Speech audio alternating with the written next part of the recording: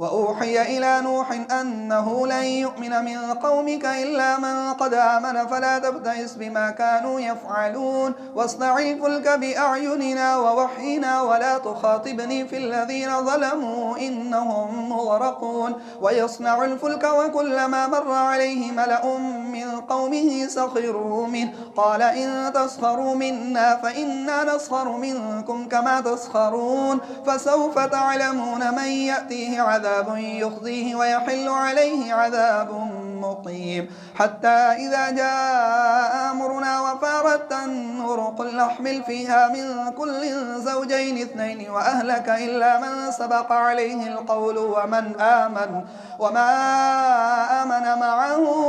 إلا قليل وقال اركبوا فيها بسم الله مجريها ومرساها إن ربي لغفور رحيم وهي تجري بهم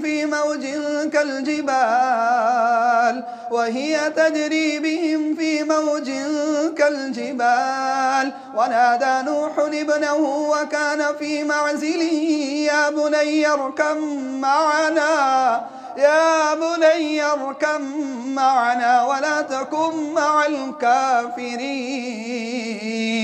قال سآوي إلى جبل يعصمني من الماء قال لا عاصم اليوم من أمر الله إلا من رحم قال لا عاصم اليوم من أمر الله إلا من رحم قال لا عاصم اليوم من أمر الله إلا من رحم وحال بينهما الموج فكان من المغرقين وقيل يا أرض ابلعي ماءك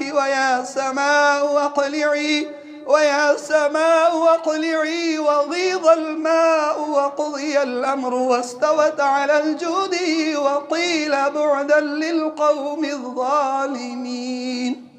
ونادى نوح ربه فقال رب إن ابني من أهلي وإن وعدك الحق وأنت أحكم الحاكمين قال يا نوح إنه ليس من أهلك إنه عمل غير صالح فلا تسألني ما ليس لك به علم إني أعظك أن تكون من الجاهلين قال رب إني أعوذ بك أن أسألك ما ليس لي به علم وإلا تغفر لي وترحمني يكن من الخاسرين قيل يا نوح اهبط بسلام منا وبركات عليك وعلى ممن معك وأمم سنمتعهم ثم يمسهم منا عذاب أليم تلك من أنباء الغيب نوحيها إليك ما كنت تعلمها أنت ولا قومك من قبل هذا فاصبر